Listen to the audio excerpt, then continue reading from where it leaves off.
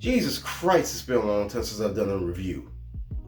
Hello, my lovely freaks and geeks. It's your boy Brian here once again for the first time in a long time. I'm doing a review. Don't expect a lot of reviews coming, but I feel like getting back into the swing of things, so bear with me. Now, as you can see from the shirt, you already know what this is going to be about. This is my review of Spider-Man No Way Home. And I'm telling you right now, this will be spoiler heavy, but it's been almost a full week. If you haven't watched the movie, please pause, go see the movie, and then come back to this. If you have, you already know what we're going to get into. So let's just do it.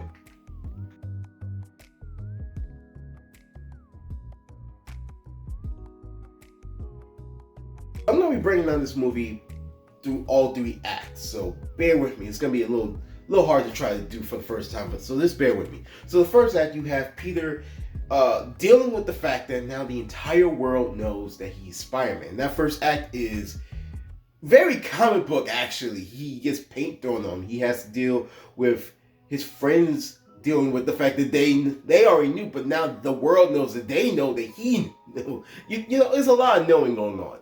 And it's a wild first, I want to say maybe 30, 45 minutes. They have to leave their home. The police get involved. Oh, you know, they get a lawyer. Fucking Daredevil, y'all. Charlie Cox is officially in the MCU, y'all. And I cannot wait. I cannot wait to see what stories we're going to get, whether it be on Disney Plus or on the big screen. I cannot wait. So, Peter, frustrated at the fact that his friends are suffering for his decisions, for his choices. They can't. None of them can go to MIT. None of them got accepted to college. So they're all kind of down in the dumps. But Peter, while MJ's job, sees a little Halloween decoration of a wizard. Gets the idea. Let me go see Doctor Strange. Maybe he can erase everyone knowing that Quentin Beck revealed my identity. Well, Doctor Strange is like, I'm not Sorcerer Supreme anymore. That's Wong, who, for some reason, is like, I'm going on these like quick little vacations over here. I'm just gonna head out. But and doesn't have the Time Stone anymore, which they never. What he was using? We'll get to that later. So he remembers there's a spell that makes everyone forget. The only problem is everyone will forget he's also Peter Parker, that he exists. So Peter's like, oh, well, can I have a few people remember? You know, like my aunt, Happy, my girlfriend. Just messes up the spell, which causes the whole multiversal thing. Doctor Strange did bring up a good point. So you need to tell me, instead of calling them and talking to them, you came here to make a spell happen? Yes, he just kicks around the sanctum. So, after finding the not MIT. Is it MIT? It was MIT. The emissions lady. This is when we get our first villain, Doc Ock, which leads to a awesome bridge fight, which homage to Amazing Spider-Man. You know, he saved the kid with the bridge. That was cool. And then I didn't know how he was going to defeat Doc Ock, but when Doc Ock absorbed the nanotech from the Stark suit, Peter's like, oh wait, I still got this little. Let me just pair my Bluetooth real quick. Oh, I can move you. Oh, we Gucci now, and just pulls him off the bridge. At this point, they go back to the Sanctum Sanctorum because Green Goblin shows up, and you know we find out that Doctor Strange had to fight a lizard. That's right, the lizard from the first Amazing Spider-Man is in this movie, along with Doc Ock from Spider-Man 2, along with the Green Goblin.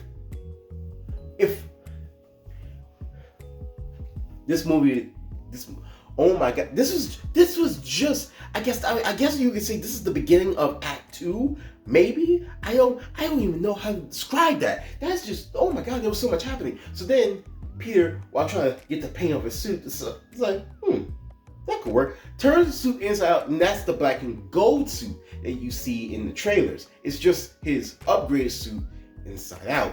So then he finds Electro, which Jamie Foxx gets his kind of glow up. He gets a better fade. He gets a better look than a lot of people don't like Amazing Spider-Man 2's Electro, which that's fair, that's fine, that's okay. I still love the movie. It has its flaws, but clearly I love the movie. So, after, for somehow, some way, Sandman shows up and helps Peter. They take out Electro, send him back. They give him some clothes. He was butt-ass naked. Send him back to the St. Sanitarium, and then Sandman's like, what did you do? What's going, immediately jumps to 11. Goes from helping Peter to why are you helping? What the fuck?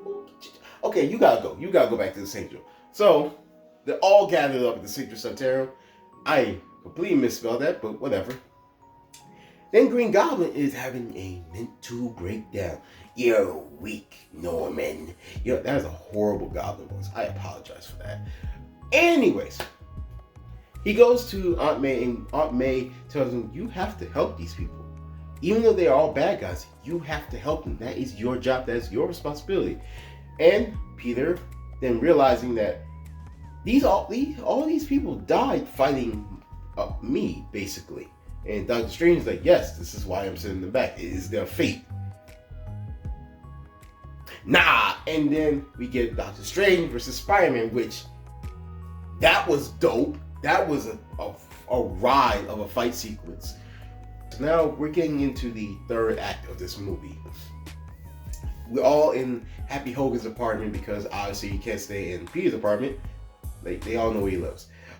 They have the fabricator from Far From Home, which Happy might be in trouble for. It doesn't really get brought up again. It's not really a big storyline, but it might be something that we will see in Armor Wars. That might be a little subplot for that show. Peter decides to help all the villains, basically try to change their fate. He cures Doc Ock's insanity, getting the voices out of his head. He tries to get the electricity out of Electro. I think he has a cure for Sandman. He also has a cure for Norman.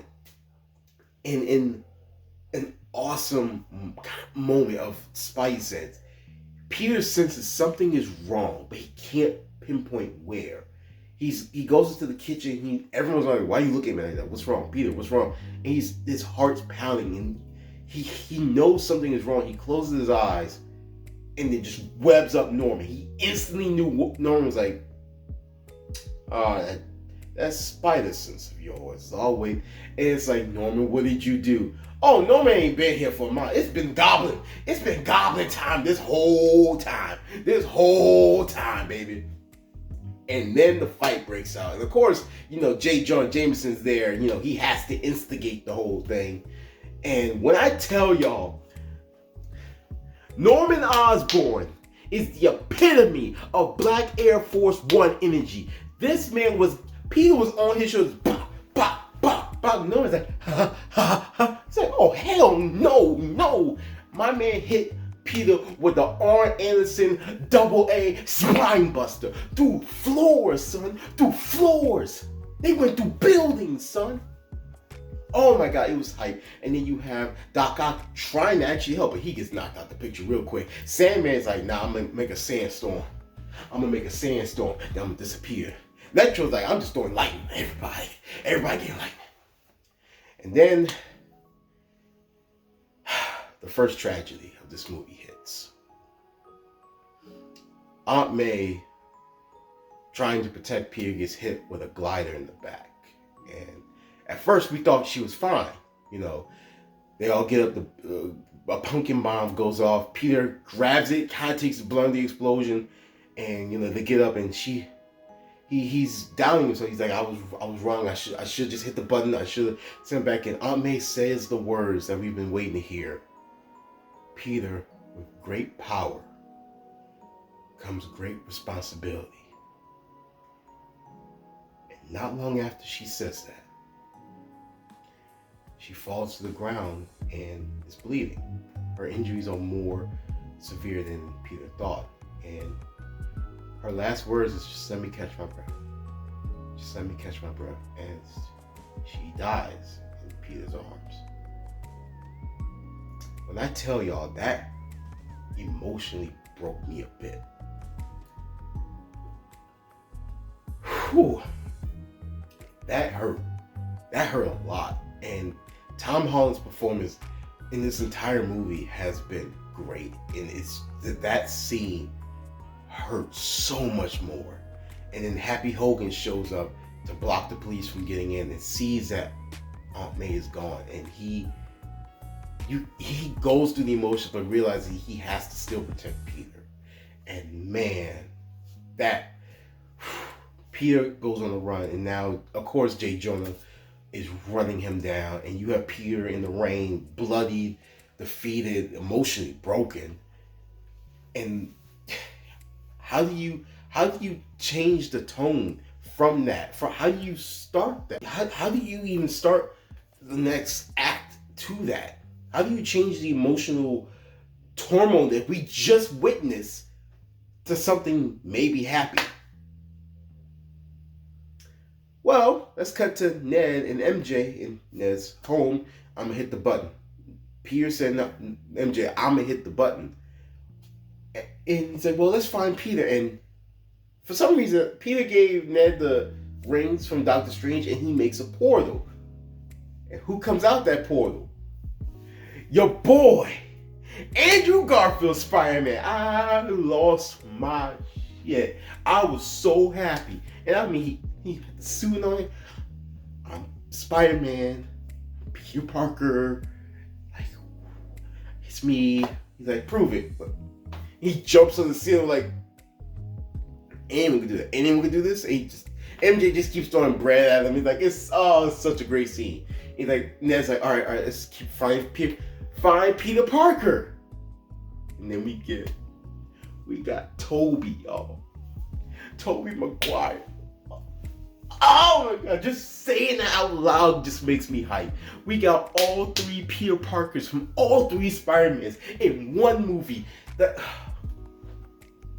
When I say this might be my favorite movie of all time, I don't just mean favorite Marvel movie. I don't just mean favorite Spider-Man movie. I mean this could potentially be my favorite movie of all time.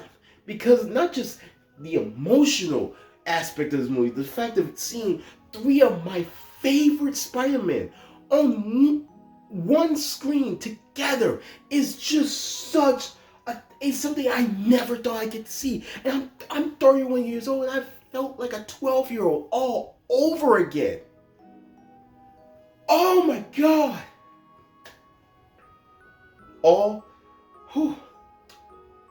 my life I wanted this to happen, and I got it. I'm so happy. So Andrew and Tobey's Peter go like, he's like, yo. And they do like a little web off, which, you know, Tobey shows off like, I'm the OG, baby. I got organic webbing. Y'all got mechanical.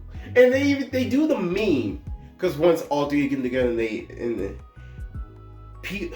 Tom Holland's Peter is just broken.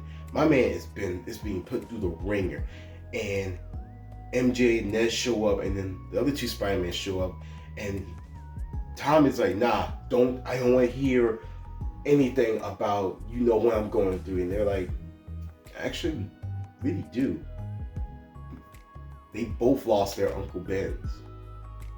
They both had tragedies happen to them, and they had to persist and continue being Spider-Man. And Tom Holland brings up that Aunt May said, with great power, and then Tobey's like, comes great responsibility. Like, yeah. And they both are like, yeah, Uncle Ben said that, which is my only gripe about this entire MCU Spider-Man is Uncle Ben has not been, there's not even a picture of Uncle Ben. Like, oh, you get a briefcase which gets blown up in Far From Home, and that's really it. There was no mention of Uncle Ben, and it took a while for me to figure out why. Think about it. Truly, think about it. We've seen Uncle Ben all the time. He gives a speech. With great power comes great responsibility. He's the catalyst for Peter becoming Spider-Man. But who's really there for Peter throughout all the time? Throughout all his ups, his downs, his tragedies, his greatest triumphs. Who's really been there for him the entire time? Aunt May. Aunt May in the MCU is basically our Uncle Ben. And she was there. She was there the whole time. And it dawned on me that if you honestly look at all the comics, the game even, it's always Aunt May pushing Peter. So the fact that in the movie it was Aunt May to give the speech, with great power comes great responsibility, and for her to die, that is the catalyst for Peter to do what he does next in this movie. Now, all three of them, yes, gather together. They do the memes. They all point at each other like, which Peter? And it's just a great, awesome scene of seeing three generations of Spider-Man together on the screen at the same time. And they all suit up and they all do one last battle. And of course, yes, we all saw the trailer. We all knew someone was in that trailer. I personally thought it was Doc Ock that hit the lizard because, you know, there's no way we're going to get all three Spider-Man in the same movie. But we did, baby. We did. And it was glorious. They all talked to each other like, what's the craziest villain you fought? I fought an alien with black goo. Oh, I fought an alien on Earth and in space. I just fought a rhino in a ridiculous mech suit. Like, it was so great. And all three of them are fighting together and they're working together and it's awesome. And then Goblin shows up, you know, after Strange shows up, gets the box bag, blows up the box. MJ is falling. Peter dives for her. Well, Tom Peter. But then the guy there takes Tom away. And Andrew Garfield makes the dive, saves MJ in a better way, in a way he could have tried to save Gwen Stacy in his movie, and he saves her, and he's like, you okay? Like, yeah. Are you? And you see Andrew's face. Like, Andrew Garfield is an underrated actor. I don't care what anyone tells me. He's an underrated actor. Oh my God. The range of emotion this man went through, just seeing the fact that he finally made up for his failure. His biggest failure is not saving Gwen Stacy. The fact that he made up for that is chef's kiss. Chef's kisses all around. Then finally they cure Electro. They cure Sandman. And Norman's next. But of course, because of the box getting blown up, the multiverse is opening up. You see villains all over the place. You see Kraven. You see a comic accurate Rhino, Mysterio. You see all these villains coming. And Doctor Strange is trying his best to close it. And it's down to one left. It's Goblin versus Peter. 1-on-1. And my man Peter's like, I ain't having it. I want to kill you myself. You mine now. Run me them hands, boy.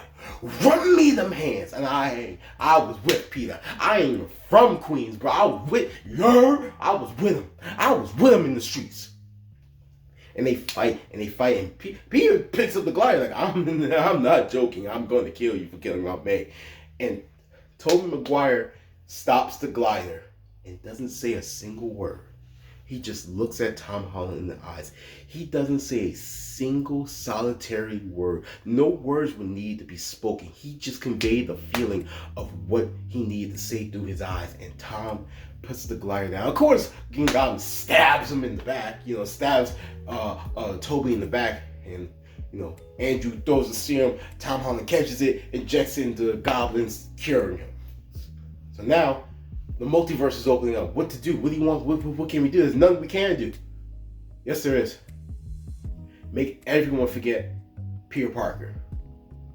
Okay, you realize that means no one will know who you are. Do it. With great power comes great responsibility. And all those movies that we've seen in MCU that a lot of people are very critical of. The fact that it doesn't feel like a Spider-Man movie. It feels like Iron Man Light. It doesn't feel like this is Peter Parker. It doesn't feel like our Spider-Man. All those movies now make sense. You have a young kid wanting to be an Avenger. You have a young man realizing the responsibility of being a hero. To that grown man taking the responsibility of being a hero.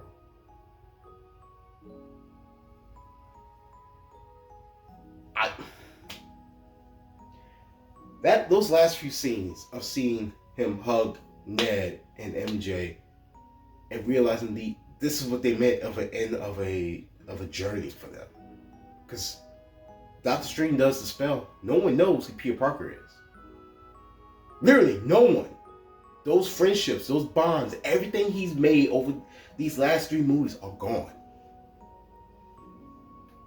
We have a Peter Parker who is completely alone. By himself. He has no one. And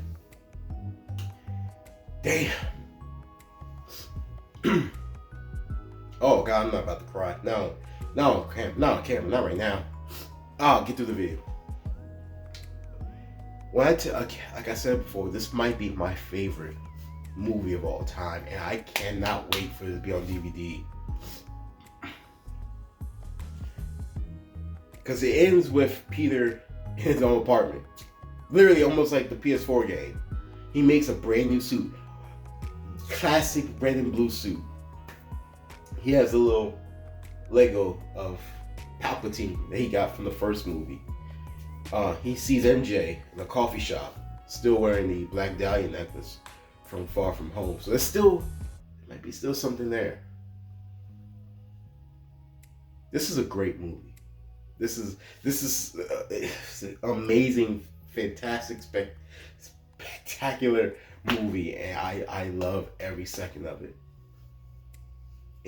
It's an emotional roller coaster. It does fan service great. It makes you laugh. It will break your fucking heart, and I love it for it. Marvel knocked this movie out the park, and is just a fantastic movie. I wish I could explain it in a better way than what I've done, but this is just a raw review of it. I hope you guys enjoyed this video. Please go see this movie. I'm probably gonna see it again. Thank you guys for watching and sticking around. Oh, keep it together, Brian. Sticking around. I appreciate you so much, more than you'll know. As always, stay geeky, my squires. Thank you. And I'll see y'all on the next one.